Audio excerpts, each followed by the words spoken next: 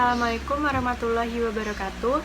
Perkenalkan, nama saya Vivinda Disna, NPM C1 C02145, kelas 2D, Prodi S1 Akuntansi. Saya akan menyelesaikan tugas mata kuliah Akuntansi Keuangan 1 oleh dosen pengampu Bapak Madani Hatta. Dalam pertemuan kali ini, saya akan membahas materi tentang inventory atau persediaan. PSAK yang mengatur tentang persediaan adalah PSAK nomor 14. Misalnya, apabila nanti kita bekerja di perusahaan dagang, misalnya bekerja sebagai staf akuntansi di PT Indofood, maka kita akan menggunakan PSAK nomor 14 terkait dengan akuntansi untuk persediaan. Kemudian di dalam materi ini dijelaskan bahwa persediaan ini akan muncul pada perusahaan dagang dan perusahaan manufaktur. Kalau di perusahaan dagang dikenal sebagai persediaan barang dagangan, di mana persediaan barang dagangan ini adalah persediaan berupa barang yang dibeli perusahaan untuk dijual kembali tanpa mengubah bentuk dari barang tersebut. Dan persediaan ini merupakan kelompok aset. Tepatnya aset lancar karena akan memberi manfaat di masa yang akan datang. Lalu kapan sih persediaan mampu memberikan manfaat kepada perusahaan? Jawabannya ketika persediaan barang dagangan itu sudah terjual. Nah, itu tadi penjelasan kalau di perusahaan dagang. Sekarang kalau di perusahaan manufaktur, persediaan itu terbagi menjadi 3. Yang pertama, ada persediaan bahan baku. Persediaan ini merupakan bahan baku yang akan diproses menjadi barang jadi melalui proses produksi yang melibatkan tenaga kerja langsung dan biaya overhead pabrik. Nah, kapan sih persediaan bahan baku akan memberikan manfaat bagi perusahaan manufaktur? Jawabannya, ketika persediaan itu sudah dipakai untuk menghasilkan barang jadi. Kemudian yang kedua itu ada persediaan barang dalam proses. Ini adalah persediaan berupa barang yang sampai akhir periode ketika kita menyusun laporan keuangan, ternyata dia sudah masuk dalam proses produksi dan sudah menyerap biaya produksi. Tapi belum sampai akhir produk, belum kita selesaikan atau belum menjadi barang jadi, maka itu dinamakan persediaan barang dalam proses. Kemudian yang terakhir itu ada persediaan barang jadi. Ini adalah persediaan berupa barang yang sudah siap produksi dan siap untuk dijual kepada pembeli. Ketiga jenis persediaan di atas merupakan bagian dari aset lancar dan akan dilaporkan pada laporan posisi keuangan atau neraca saldo. Kemudian masalah yang kedua, bagaimana sih penentuan kuantitas barang dagangan? Jadi penentuan kuantitas barang dagangan ini adalah menentukan jumlah unit yang masih tersisa pada setiap akhir periode. Cara penentuan kuantitas ini akan berbeda tergantung kepada sistem pencatatan persediaan yang digunakan oleh perusahaan. Apabila Anda menggunakan sistem pencatatan perpetual, maka Anda menggunakan kartu persediaan. Kartu persediaan ini dicatat setiap yang hubungannya dengan mutasi barang dagangan. Kalau barang dagangan dibeli, berarti barang dagangan bertambah. Maka kita akan update di kartu persediaan bahwa persediaan kita bertambah. Kemudian kalau ada transaksi retur pembelian, berarti barang dikembalikan, maka update lagi di kartu persediaan bahwa persediaan kita berkurang. Sehingga berapa kuantitas barang dagangan itu bisa dilihat dari kartu persediaan. Meskipun sudah mencatat di kartu persediaan, namun perusahaan juga boleh melakukan penghitungan fisik. Kenapa? Karena ketika ada perbedaan perhitungan antara kartu persediaan dengan perhitungan fisik, maka perhitungan fisik itu bisa menjadi acuan perusahaan. Kemudian nantinya akan ada penyesuaian. Disinilah jurnal penyesuaian perpetual digunakan ketika perusahaan melakukan perhitungan fisik dan berbeda dengan perhitungan kartu persediaan. Faktor yang mungkin saja dapat terjadi ketika adanya perbedaan perhitungan adalah ketika ada persediaan barang dagangan yang pecah sehingga penilaian menurut pencatatan itu akan berbeda menurut perhitungan fisik, atau Anda meyakini bahwa ada yang mencuri barang dagangan tersebut. Lain halnya kalau menggunakan sistem periodik, kita tidak menggunakan kartu persediaan. Maka untuk menentukan unit atau kuantitas yang masih tersisa, di akhir periode, maka cara satu-satunya adalah dengan melakukan perhitungan fisik. Maka setiap di akhir periode, perusahaan melakukan perhitungan fisik. Maka dalam pencatatan periodik itu, jurnal penyesuaian harus dibuat. Tujuannya untuk menghapus nilai persediaan dagangan awal dan memunculkan nilai persediaan dagangan akhir. Kemudian, masalah yang ketiga adalah permasalahan dalam menentukan kuantitas persediaan. Jadi masalah yang muncul ketika penentuan kuantitas persediaan itu ada dua hal. Yang pertama, pengakuan kepemilikan atas barang dagangan dalam pengiriman. Ada dua syarat kepemilikan yang mempengaruhi kapan peralihan kepemilikan barang dari penjual kepada pembeli, yaitu yang pertama, FOB shipping point, yaitu kesepakatan di mana kepemilikan atas barang dagangan sudah beralih dari penjual kepada pembeli itu sejak di gudang penjual, sehingga yang membayar biaya angkut itu adalah pembeli. Namun yang kedua yaitu FOB destination point, yaitu kesepakatan di mana kepemilikan atas barang dagang baru beralih dari penjual kepada pembeli setelah barang tersebut sampai di gudang pembeli, sehingga yang membayar biaya angkut adalah penjual. Berikutnya, masalah terkait penentuan kuantitas persediaan ini adanya barang konsinyasi atau barang titipan, merupakan barang dagangan milik perusahaan lain atau orang lain yang dititipkan oleh mereka kepada perusahaan kita untuk dijualkan.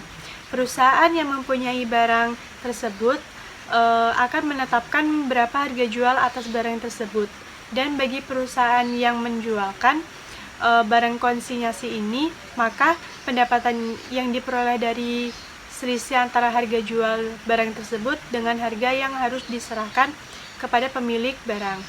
Jika barang konsinyasi ini tidak laku terjual, maka resikonya yang menanggung adalah pemilik barang, bukan pada perusahaan yang menjualkan. Kepemilikan atas barang konsinyasi adalah di tangan perusahaan yang memiliki barang tersebut, bukan barang milik perusahaan yang menjualkan.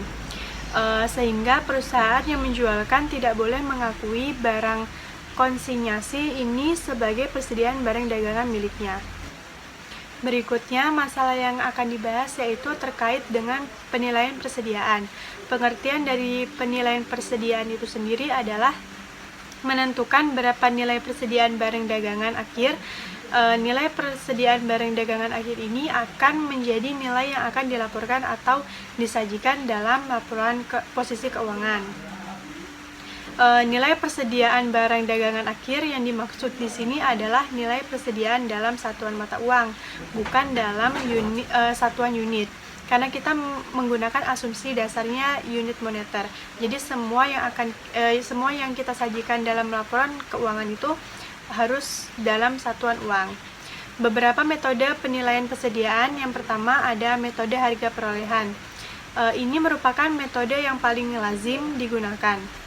Kemudian ada metode LCNRV, mana yang lebih rendah dari harga perolehan dengan nilai bersih yang dapat direalisasikan. Yang ketiga adalah dengan metode estimasi, menilai persediaan tapi menggunakan estimasi.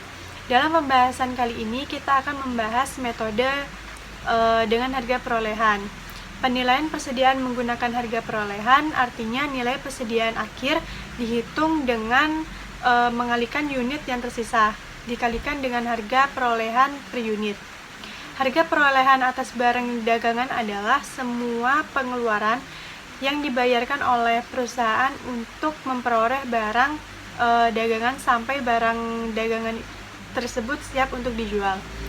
Itu namanya harga perolehan per unit. Harga perolehan dari suatu barang dagang tidak sebatas harga beli, karena semua yang kita keluarkan termasuk biaya angkut ketika kita membeli barang dagangan bukan dari kota Bengkulu, tapi misalnya kita membeli barang dagangan itu dari Jakarta, maka kita harus memperhitungkan biaya perolehan barang termasuk biaya angkut. Kalau misalnya harga barang tersebut itu tinggi dan Anda takut misalkan rusak atau lecet dalam pengirimannya, maka Anda juga mengasuransikan barang dagangan tersebut, maka asuransi yang Anda bayar itu juga termasuk dalam harga perolehan. Makanya semua pengeluaran yang kita bayarkan sampai dengan barang dagangan itu siap dijual, itu namanya definisi harga perolehan atas persediaan barang dagangan. Kemudian ada permasalahan yang muncul ketika dalam satu periode perusahaan melakukan beberapa kali pembelian dengan harga perolehan yang berbeda-beda. Maka ada beberapa cara menentukan nilai persediaan berdasarkan metode harga perolehan, yaitu yang pertama ada identifikasi khusus. Kalau identifikasi khusus ini biasanya digunakan perusahaan untuk jenis barang yang memiliki kode unik.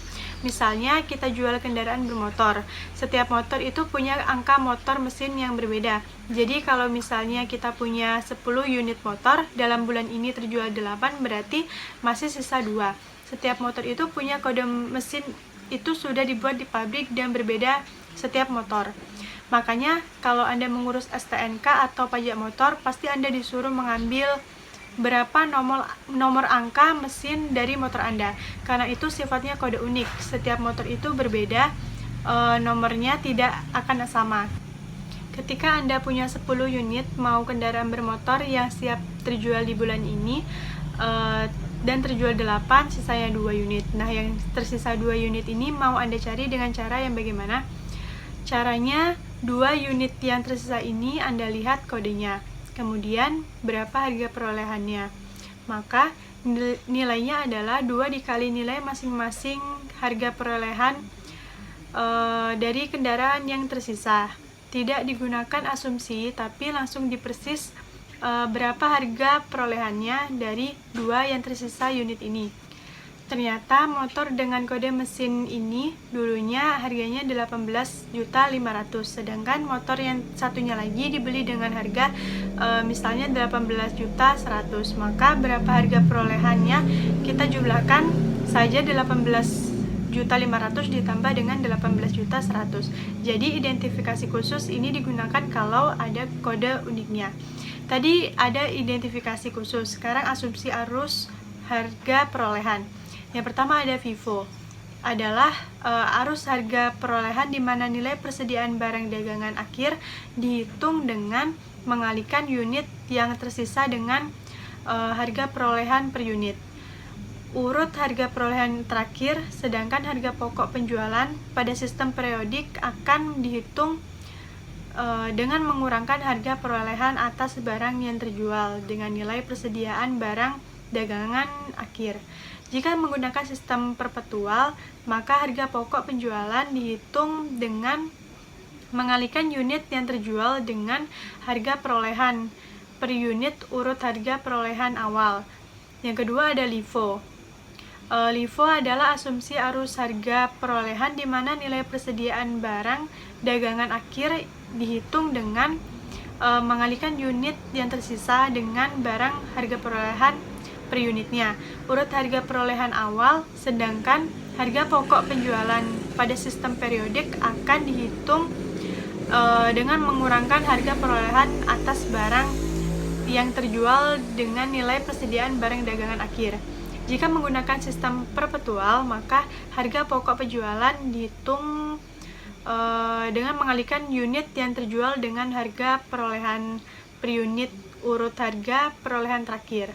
Asumsi arus harga perolehan LIFO tidak diperkenankan oleh SAK IFRS karena dengan menggunakan asumsi LIFO persediaan yang disajikan pada laporan posisi keuangan itu tidak relevan dengan harga yang berlaku di pasar pada tanggal pelaporan. Hal ini disebabkan karena pada asumsi LIFO ini nilai persediaan barang dagangan akhir dihitung dengan mengalihkan unit yang tersisa dengan harga perolehan per unit urut harga perolehan awal. Yang ketiga ada average method. Average adalah asumsi arus harga perolehan di mana nilai persediaan barang dagangan akhir dihitung dengan mengalihkan unit yang tersisa dengan harga perolehan rata-rata per unit. Sedangkan harga pokok penjualan pada sistem periodik akan dihitung dengan menggunakan harga perolehan atas barang yang terjual dengan nilai persediaan barang dagangan akhir. Jika menggunakan sistem perpetual, maka harga pokok penjualan dihitung dengan mengalihkan unit yang terjual dengan harga perolehan rata-rata per unit. Untuk menentukan harga perolehan rata-rata per unit, maka dapat dihitung sebagai berikut.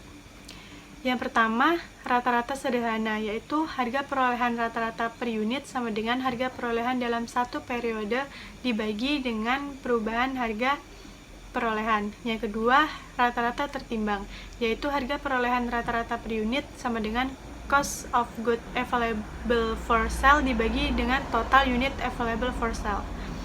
Baik, mungkin itu saja yang dapat saya sampaikan. Kurang dan lebih saya mohon maaf. Saya akhiri. Wabillahi taufiq wal hidayah. Wassalamualaikum warahmatullahi wabarakatuh.